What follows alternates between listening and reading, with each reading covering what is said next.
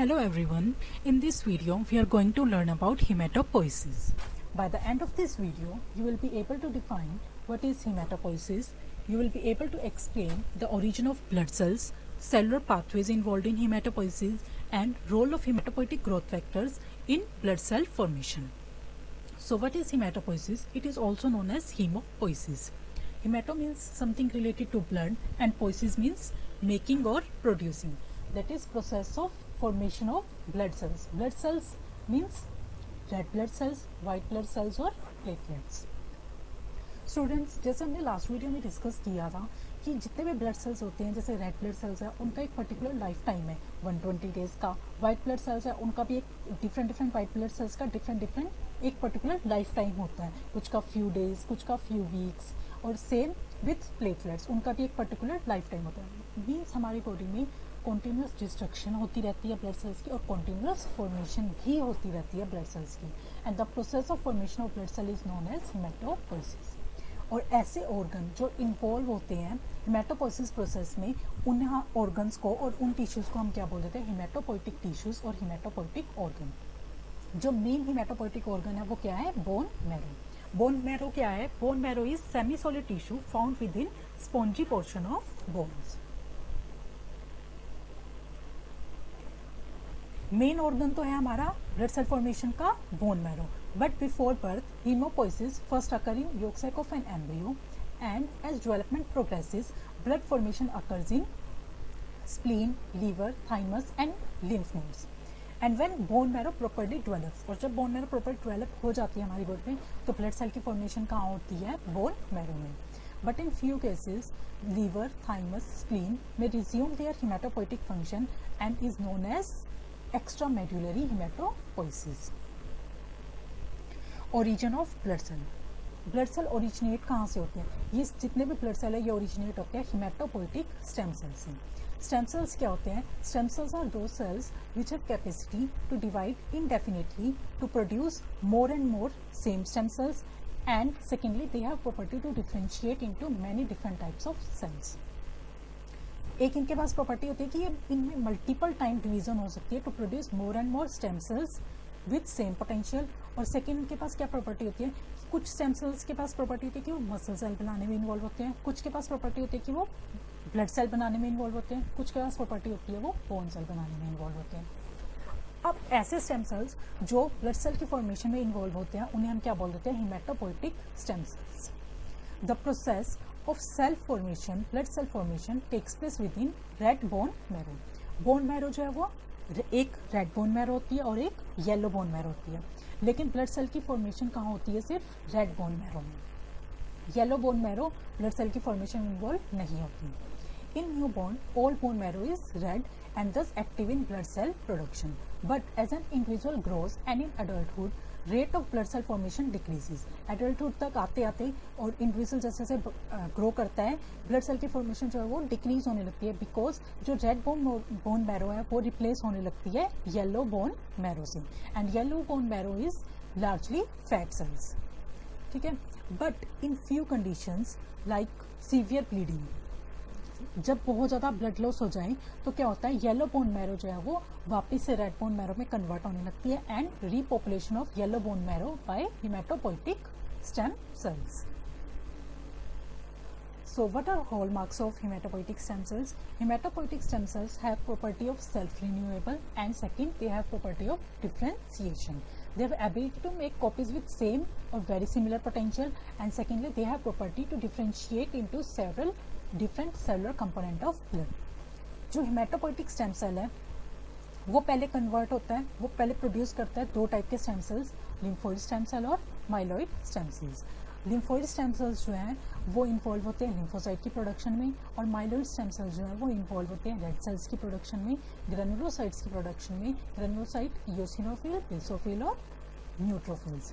और myeloid stem cell involve होते हैं मोनोसाइट की प्रोडक्शन में और प्लेटलेट्स की प्रोडक्शन में. In case haematopoietic stem cells का कोई कुछ प्रॉब्लम हो जाए, if there is dysfunction of haematopoietic stem cells, तो क्या हो सकता है, दो कंडीशन हो सकती है। एक एप्लास्टिक एनीमिया। एप्लास्टिक एनीमिया क्या है, इसमें क्या होता है कि ब्लड सेल्स की फॉर्मेशन, जो हमारे ब्लड सेल्स हैं उनकी फॉर्मेशन ही नहीं हो पाती। It is a disease in which body fails to produce blood cells insufficient number, और it result in deficiency of all blood cell types, that is red blood cells, white blood cells and platelets। और ये कब होता है, ये हो सकता है when stem cells can't multiply with enough speed। एक तो कंडीशन ये हो सकती है कि ब्लड सेल्स ही ना बने हमारी बॉडी में, उनकी डेफिशिएंसी हो जाए, और दूसरी कंडीशन क्या हो सकती है, दूसरी कंडीशन हो सकती है ल्यूकेमिया। ल्यूकेमिया क्या होता है, it is group of blood cancers that usually begin in bone marrow and result in high number of abnormal blood cells. These blood cells are not fully developed and are known as blast or leukemia cells। मतलब क्या है इसका कि भी जो इसमें aplastic anaemia में तो ब्लड सेल्स ही नहीं बनेंगे, और ल्यूकेमिया में क्या होगा, ब्लड सेल्स तो बनेंगे बट नॉर्मल ब्लड सेल्स नहीं बनेंगे, एबनॉर्मल ब्लड सेल्स की प्रोडक्शन होगी। हिमेटोपोइसिस, सबसे पहले क्या होगा, हिमेटोपोइटिक स्टेम सेल्स जो है वो प्रोड्यूस करेंगे दो टाइप के stem cell, myeloid stem cell और lymphoid stem cell. Lymphoid stem cells involve होते हैं लिम्फोसाइट्स की प्रोडक्शन में, माइलॉइड स्टेम सेल्स इन्वॉल्व होते हैं रेड सेल्स की प्रोडक्शन में, ग्रेनुलोसाइट व्हाइट ब्लड सेल्स की प्रोडक्शन में, मोनोसाइट की प्रोडक्शन में और प्लेटलेट्स की प्रोडक्शन में। Erythropoiesis, production of erythrocytes is known as erythropoiesis. Development and lifespan of erythrocytes. Lifespan of erythrocyte is about 120 days, and process of development of red blood cells from hematopoietic stem cells takes up about 7 days. If there is increase in number of RBC, it is known as polycythemia. Poly means many, बहुत ज़्यादा, जब बहुत ज़्यादा हो जाए RBCs का number तो उस कंडीशन को हम क्या बोलते हैं, polycythemia। But if there is decrease in number of RBCs, this condition is known as erythropenia or anemia। penia suffix का मतलब भी क्या होता है, deficiency।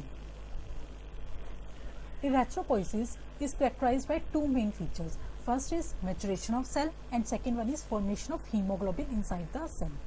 Students, जैसे हमने लास्ट वीडियो में डिस्कस किया था कि रेड ब्लड सेल्स जो हैं वो उनमें न्यूक्लियस नहीं होता, they are non nucleated sales.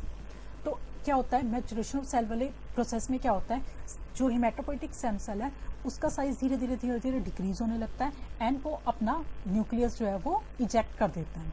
And second जो है फॉर्मेशन ऑफ हीमोग्लोबिन, जैसा कि हमने पढ़ा है कि रेड ब्लड सेल्स जो है उनमें हीमोग्लोबिन प्रेजेंट होते हैं। हीमोग्लोबिन क्या है, it is a complex protein consisting of globin and iron containing substance known as haem and is synthesized inside developing erythrocyte in red bone marrow.